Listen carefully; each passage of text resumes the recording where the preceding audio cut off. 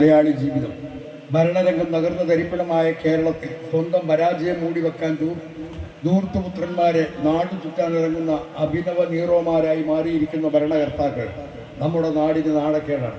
കേരളത്തിന്റെ 140 നിയോജക മണ്ഡലങ്ങളിലും ഐക്യ ജനാധിപത്യ മുന്നണി സംഘടിപ്പിക്കുന്ന വിപുലമായ വിചാരണ സദസ്സിന് മുന്നിൽ സർക്കാരിന്റെ പ്രവർത്തന ശൈലി വൈകല്യങ്ങൾ സംബന്ധിച്ച് തയ്യാറാക്കിയ ഈ കുറ്റപത്രം സമർപ്പിക്കുന്നു.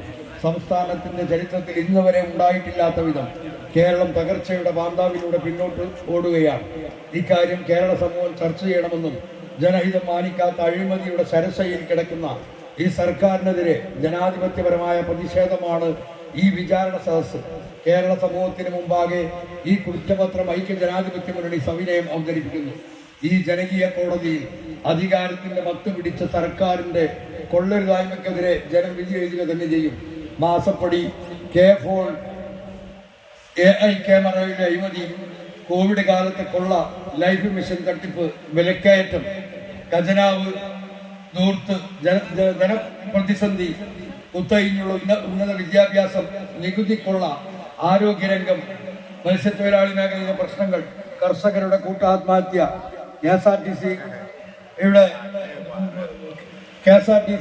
സ്ത്രീകൾക്കും കുട്ടികൾക്കുമെതിരെയുള്ള കുറ്റകൃത്യങ്ങൾ, ലഹരിയുടെ വർഗീയത, ഇങ്ങനെ സംസ്ഥാനത്തിന്റെ സമസ്ത മേഖലയും സർവനാശം വിതക്കുന്ന സർക്കാരായി പിണറായി സർക്കാർ മാറിയിട്ടുണ്ട്. സാമ്പത്തിക പ്രതിസന്ധിയിൽ നിന്നും മോചനം നേടാൻ നൂതന പദ്ധതികൾ ആവിഷ്കരിച്ച് നടപ്പിലാക്കേണ്ട സർക്കാർ ധൂർത്തും അഴിമതിയിലും മുങ്ങിത്താഴുകയാണ്. കേരളീയവും നവകേരള സദസ്സും പോലുള്ള അശ്ലീല നാടകങ്ങൾക്കാണ് നാട് സാക്ഷിയാവുന്നത്. നികുതി പണം ഉപയോഗിച്ചുകൊണ്ട് രാഷ്ട്രീയ പ്രചരണം നടത്തുന്ന ആദ്യ സർക്കാരാണിത്.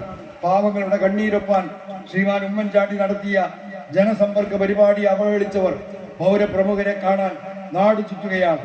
ഇത്തരത്തിൽ കേരള സമൂഹത്തോട് മാപ്പർഹിക്കാത്ത കുറ്റം ചെയ്യുന്ന ഭരണ നേതൃത്വത്തിനെതിരെ ഈ കുറ്റപത്രം സമർപ്പിച്ചുകൊണ്ട് ജനകീയ വിചാരണക്കാണ് ഐക്യ ജനാധിപത്യ മുന്നണി തയ്യാറെടുക്കുന്നത്. കേരളത്തിലെ ജനലക്ഷങ്ങൾ ജനാധിപത്യത്തിന്റെ കോടതിയിൽ ഈ ദുർഭരണത്തിനെതിരെ അന്തിമ വിധി കൽപ്പിക്കണമെന്ന് അഭ്യർത്ഥിച്ചുകൊണ്ട് നിർത്തുന്നു. കൺവീനർ.